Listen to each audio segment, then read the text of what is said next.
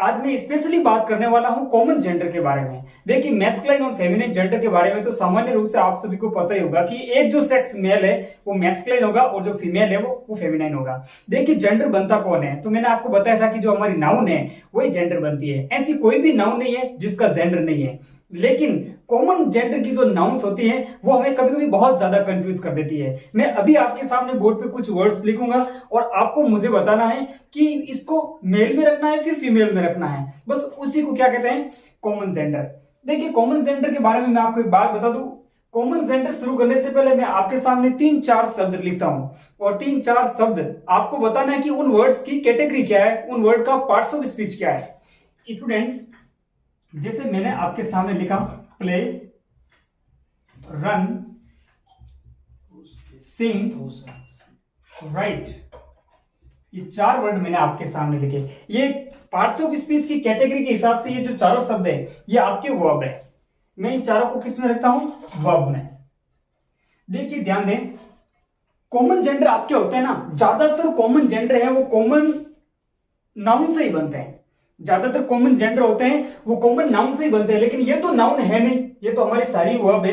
Play यानी खेलना, run यानी दौड़ना, सिंग यानी गाना, राइट यानी लिखना, ये सारी हमारी क्या है, वर्ब। अब ज्यादा से ज्यादा जितनी कितनी भी जो हमारी कॉमन नाउन होती है वो वर्ब से ही कॉमन नाउन बनती है। यदि हम इसके पास में एक्स्ट्रा से ऐड करते हैं ईआर तो ये हमारी कॉमन नाउन बनती है। अब ये बन गया प्ले से क्या बन गया, प्लेयर। अब ये कॉमन नाउन है। अब प्लेयर से आप मेरे को ये नहीं बता सकते कि ये जो प्लेयर यहाँ पे लिखा हुआ है क्या ये लड़की प्लेयर है या लड़का प्लेयर है। आप मेरे को नहीं बता सकते, अभी फिक्स नहीं बता सकते, ठीक है। उसी प्रकार से रन है, यहाँ पे एन को कर देंगे डबल और जब मैं यहाँ पे रनर लिखूंगा तो ये वर्ब से हमारी क्या बन गई, नाउन बन गई। कौन सी नाउन बन गई, कॉमन नाउन बन गई। और कॉमन नाउन से ही कॉमन जेंडर का निर्माण होता है। तो रन से यहाँ क्या बन गया, रनर। लेकिन आप मेरे को अभी भी नहीं बता सकते कि रनर, ये जो रनर है यानी कि ग्राउंड में एक रनर है वो एक्टिविटी कर रहा है, दौड़ रहा है, तो आप मेरे को नहीं बता सकते कि वो गर्ल है या फिर बॉय है। देखिए, वर्ड को देख के बताना। देखिए, पास में जाके इंक्वायरी करने की कोशिश नहीं करें, जाके पास में बात करके भाई ये मेल है या फीमेल है, लेकिन वर्ड को देख के आप मेरे को बताइए कि क्या ये मेल है या फीमेल है। आप मेरे को निश्चित नहीं बता सकते, ठीक है ना, क्योंकि रनर का मतलब ही होता है धावक। अब धावक कोई लड़का भी हो सकता है, कोई लड़की भी हो सकता है, ठीक है ना। तो कॉमन नाउन से ही कॉमन जेंडर बनते हैं। और ज्यादातर कॉमन नाउन का निर्माण किससे होता है, ज्यादातर कॉमन नाउन का निर्माण किससे होता है, वर्ब से। जिसके पीछे ईआर लगा हुआ होता है वो हमारी कौन सी नाउन होती है, कॉमन नाउन होती है। लेकिन ध्यान रखिए, ईआर तो वैसे इस शब्द के पीछे भी है, यहाँ पे जो नेवर लिखा गया है इसके पीछे भी ईआर है, लेकिन ये हमारा नाउन नहीं है, ध्यान रखना। इसको हम किसकी कैटेगरी में रखेंगे, एडवर्ब की कैटेगरी में। यहाँ पे जो सिंग लिखा हुआ है ये सिंग अपने आप में एक वर्ब है। जब हम इसके पीछे ईआर ऐड करते हैं तो ये हमारा बनता है कॉमन नाउन। इसके साथ साथ ये हमारा कॉमन जेंडर भी है। और कॉमन जेंडर है तो सिंगर हमारा कोई भी हो सकता है। कोई महिला भी सिंगर हो सकती है, कोई पुरुष भी सिंगर हो सकता है। अरिजीत सिंह, अलका याग्निक, इस प्रकार से, ठीक है। इसके बाद में यहाँ पे राइट है। देखिए, मैंने आपको अभी बताया था कि ज्यादातर जो वर्ब होती है जब हम उन्हें कॉमन नाउन बनाएंगे तो उनके पीछे क्या ऐड कर देंगे, ई आर। अब ये जो वर्ब हमारे सामने ऑलरेडी इसके पीछे ई है तो हम यहाँ ऐड कर देंगे आर। राइट से हमारा क्या बन गया, राइटर। अब राइटर पता नहीं कौन है, ये महिला है या पुरुष है, तो जिससे मेल या फीमेल होने का पता नहीं चले वो हमारा कौन सा जेंडर होता है, कॉमन जेंडर होता है। बस इतना ही नहीं, कॉमन जेंडर के बारे में अभी भी बहुत कुछ पढ़ना है हमें, ठीक है। तो ये राइट से क्या बन गया, राइटर। अब ये हमारी कॉमन नाउन है और मैंने आपको अभी बताया था कि ज्यादातर कॉमन जेंडर किससे बनते हैं, कॉमन नाउन से कॉमन जेंडर बनते हैं, ठीक है। तो केवल यही शब्द नहीं है, अनेक सारी वर्ब्स ऐसी हैं, उन वर्ब के पीछे जब आप ईआर लगा देते हो, एक्स्ट्रा से ईआर ऐड करते हो तो वो हमारी कॉमन नाउन बनती है और सारी की सारी कॉमन नाउन हम कॉमन जेंडर में रखते हैं, ठीक है। ऐसा पॉसिबल है, ध्यान रखना। कुछ सेंस में एक्सेप्शन हो सकता है जहां पे कॉमन नाउन हमारी कॉमन जेंडर नहीं बनती कुछ सेंस के अंदर, लेकिन ध्यान रखना है कि इस प्रकार से जो वर्ब है उनके पीछे ईआर ऐड करने से, जिस प्रकार से क्लीन का मतलब होता है साफ करना, ईआर लगाने से क्लीनर बनता है। रन का मतलब दौड़ना, रनर बनता है। स्वीप का मतलब, स्वीप से क्या बनता है, स्वीपर बनता है। डू से क्या बनता है, डूअर बनता है। आपने सुना होगा वर्ड डूअर, डूअर का मतलब जो सब्जेक्ट होता है, ठीक है ना, वो भी बिल्कुल ऐसे ही बना है। V1 के साथ में ईआर ऐड करने से क्या बन जाता है, डू से क्या बन गया, डूअर, कार्य को करने वाला, ठीक है ना। इस डूअर के बारे में आप मेरे को नहीं बता सकते कि ये मेल है या फीमेल है। जब आप मेरे को ये नहीं बता सकते कि ये मेल या फीमेल है तो इसका मतलब ये भी हमारा कॉमन जेंडर है। तो चलिए आपके सामने मैं कुछ वर्ड्स का जिक्र कर रहा हूं, ठीक है। आपको पता करना है कि ये मेल है या फिर फीमेल है। यदि आप मेल है या फीमेल इसका पता नहीं कर पाते तो इसका मतलब आप उसको या तो रखेंगे न्यूट्रल जेंडर में या रखेंगे कॉमन जेंडर में। आप न्यूट्रल जेंडर में तो उसको तभी रखेंगे जब वो चीज नॉन लिविंग होगी, और यदि वो लिविंग है लेकिन आप ये पता नहीं कर पाते हैं कि वो मेल है या फिर फीमेल है तो उसको कॉमन जेंडर में रखेंगे। चलिए शुरू करते हैं। आपके सामने पहला वर्ड यहाँ पे है जी, लो, पहला वर्ड आ गया आपके सामने फ्रेंड। अब देखिए फ्रेंड से पता नहीं चलता है कि हु, अ मेल और फीमेल। आप मान लो फोन व्हाट्सएप यूज करते हैं और मान लो आपके पास में by chance if are you lucky और आपके पास में एक अननोन नंबर से मैसेज आता है हाय, और आप पूछते हैं हु, तो जवाब में आता है फ्रेंड। सिर्फ इतना ही लिखा फ्रेंड। अब जो फ्रेंड वहां पे जो मैसेज आया और अननोन नंबर से आया है, अब हो सकता है कि आपका कोई पुराना मित्र हो सकता है, मित्री भी हो सकता है, तो उसमें ऐसा होता है कि आप बहुत ज्यादा कंफ्यूज हो जाते हैं कि कौन है। तो फ्रेंड शब्द ही ऐसा है जिससे पता नहीं चलता कि वो मेल है या फिर फीमेल है, ठीक है। तो फ्रेंड शब्द ऐसा है जिसको हम रखेंगे कॉमन जेंडर के अंदर। अब इतना ही नहीं, अब मान लो मैंने लिखा यहाँ पे फूल। फूल का मतलब जी मूर्ख होता है, कोई भी मूर्ख हो सकता है, फेयर मेल या फीमेल। अब मैं लिखता यहाँ पे जी इंजीनियर, अभियंता। इंजीनियर मेल भी हो सकता है, फीमेल भी हो सकता है, कोई भी बन सकता है, आप भी बन सकते हो, ठीक है। और एक यहाँ पे मैंने वर्ड लिया हेल्पर। आपका जो हेल्पर होता है इसको चलो असिस्टेंस बोलते हैं, इसको असिस्टेंस बोलते हैं, ठीक है ना, जो आपकी सहायता करता है। You are to assist him, he is to assist you.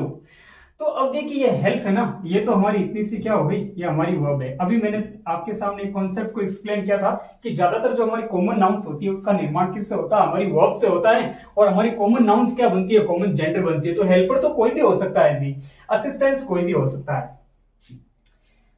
अब बात करें एडवोकेट के बारे में। जी एडवोकेट मेल भी बनते हैं, फीमेल भी बनते हैं। तो ये जो मैंने आपके सामने लिखे सारे आपके कॉमन जेंडर है, ठीक है। क्लाइंट को ले लो, बहुत अच्छा शब्द है। क्लाइंट होता है, पता ही नहीं चलता कि क्लाइंट जो है ये मेल है या फीमेल है। क्लर्क को ले लो, SBI PO क्लर्क। क्लर्क जो होता है इसको भी कॉमन जेंडर के अंदर रखा जाता है। जी क्रिमिनल कोई भी हो सकता है, क्रिमिनल। कजन बता नहीं सकते, कजन ब्रदर, कजन सिस्टर क्या ना, गलत होगा जी। ये तो हो गया हमारा सुपरफ्लुअस। कजन सिस्टर नहीं, सिर्फ कजन से ही पता चलता है कि मेल है या फीमेल है। लेकिन सिर्फ यहाँ इस कजन से हमें क्या पता चलेगा कि चचेरा भाई बहन कोई भी हो सकता है, लेकिन इसके बारे में हम कंफर्म नहीं कह सकते। तो कजन यहाँ पे क्या हो जाएगा, कॉमन जेंडर हो जाएगा। जी guest, guest, lawyer, leader. Lead से क्या बना, लीडर, सारे कॉमन जेंडर है। मैकेनिक,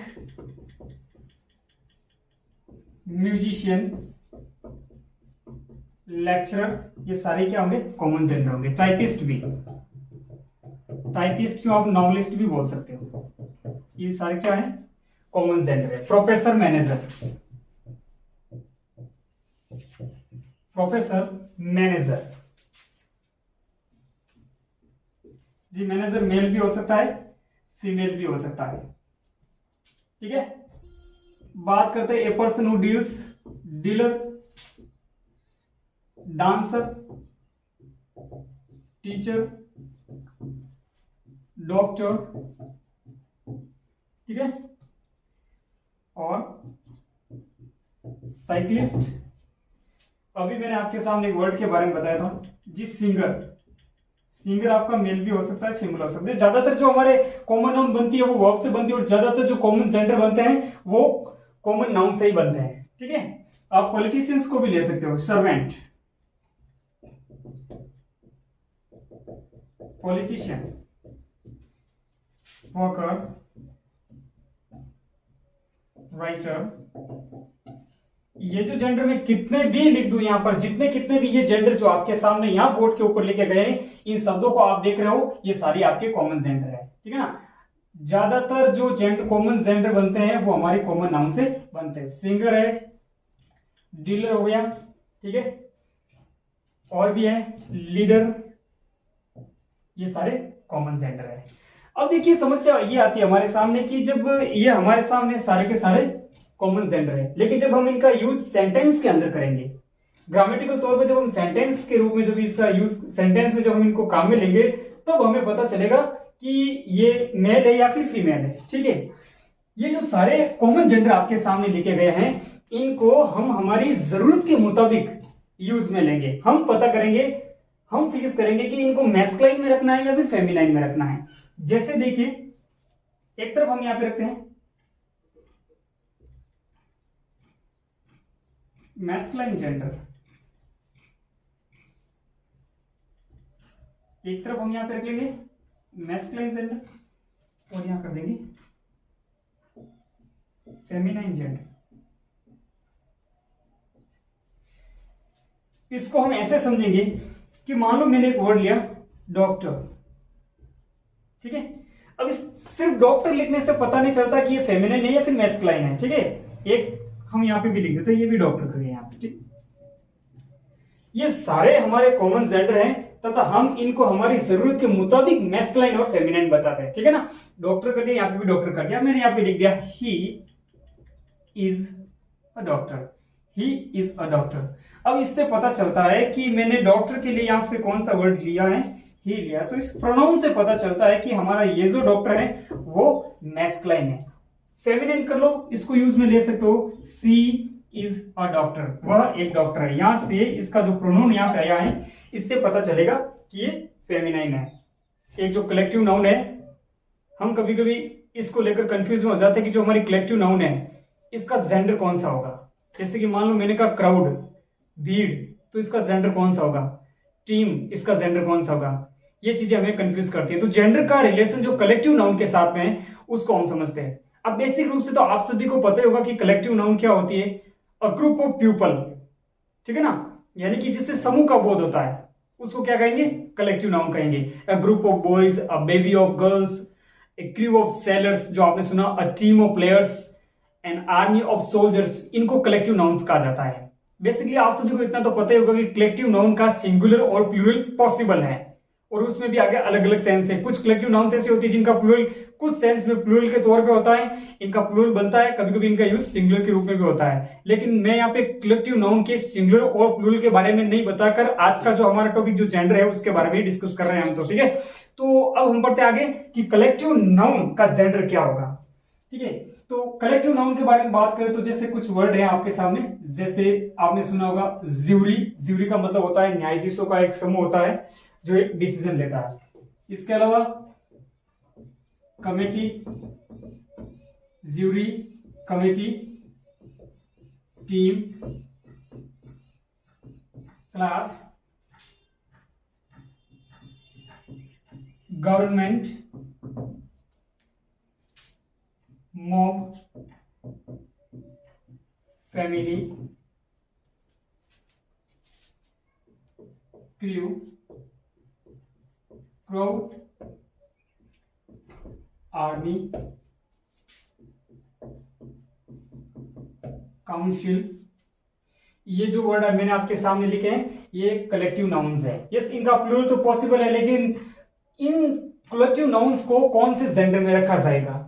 तो देखिए ये जो वर्ड आपके सामने लिखे गए हैं, कलेक्टिव नाउन्स का जो जेंडर होता है वो होता है न्यूट्रल जेंडर, यानी इनको न्यूट्रल में रखा जाता है। इनको न्यूट्रल में इसीलिए रखा जाता है क्योंकि आप ये नहीं बता सकते कि जैसे यहाँ पे गवर्नमेंट लिखा हुआ है तो गवर्नमेंट के अंदर मेल कितने हैं, फीमेल कितने हैं। मॉब यहाँ पे लिखा हुआ है, मॉब और क्राउड का सेम ही मीनिंग होता है भीड़, उग्र भीड़, ठीक है ना। तो उस भीड़ के अंदर आप ये नहीं बता सकते कि मेल कितने हैं, फीमेल कितने हैं, ठीक है ना। प्रोटेस्ट करने वाले ज्यादा लोग मेल है या फिर फीमेल है ये नहीं बता सकते। तो इसीलिए इन सभी नाउन को कौन सा जेंडर में रखा जाएगा, इन सभी को न्यूट्रल जेंडर में रखा जाता है। इन सभी का जेंडर होता है न्यूट्रल जेंडर। और यदि मैं इनके साथ में प्रोनाउन की बात करूं कि जरूरत पड़ने पर इसके साथ में कौन से प्रोनाउन का यूज किया जाएगा, तो जरूरत के मुताबिक हम इसके साथ में इट, इट्स का यूज करते हैं। जैसे कुछ उदाहरण के हिसाब से देखिए मैं आपके सामने लिखता हूं, जैसे एग्जांपल के लिए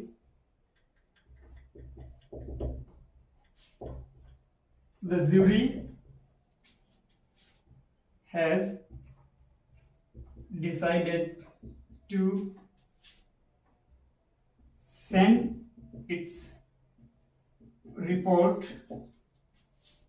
on next Monday। तो यहाँ पे देखिए ये ज्यूरी जो वर्ड आया है, इसके लिए यदि हमें प्रोनाउन की जरूरत पड़ेगी तो इसके लिए प्रोनाउन हम लेंगे इट्स।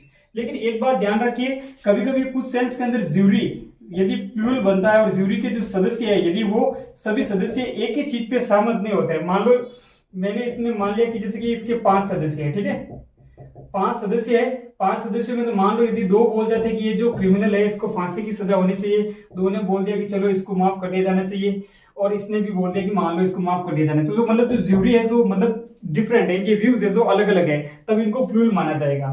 प्लूरल माना जाएगा तो फिर यहाँ पे है ना इट के स्थान पे यहाँ पे देयर करना पड़ेगा, यहाँ पे जो प्रोनाउन है ये फिर चेंज हो जाएगा। तो जरूरी के मुताबिक है जो इनके प्रोनाउन है जो चेंज हो जाएंगे।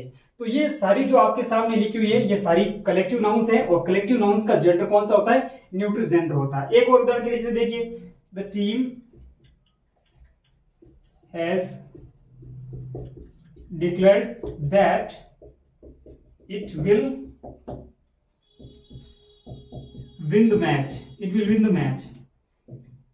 इस प्रकार से ये जो जितने कितने भी हमारे कॉमन जेंडर होते हैं इनके साथ में जो प्रोनाउन आता है वो इट इट्स होता है। जब इनसे यदि प्लूरल का सेंस होता निकलता है तो इनके साथ में हम देयर प्रोनाउन का यूज करते हैं। तो मैं आपको ये बता रहा था कि ये जो नाउन हमारे यहाँ पे है ये सारी कलेक्टिव नाउन्स है, और इनके साथ में कौन से जेंडर का यूज होगा, न्यूट्रल जेंडर का प्रयोग होगा।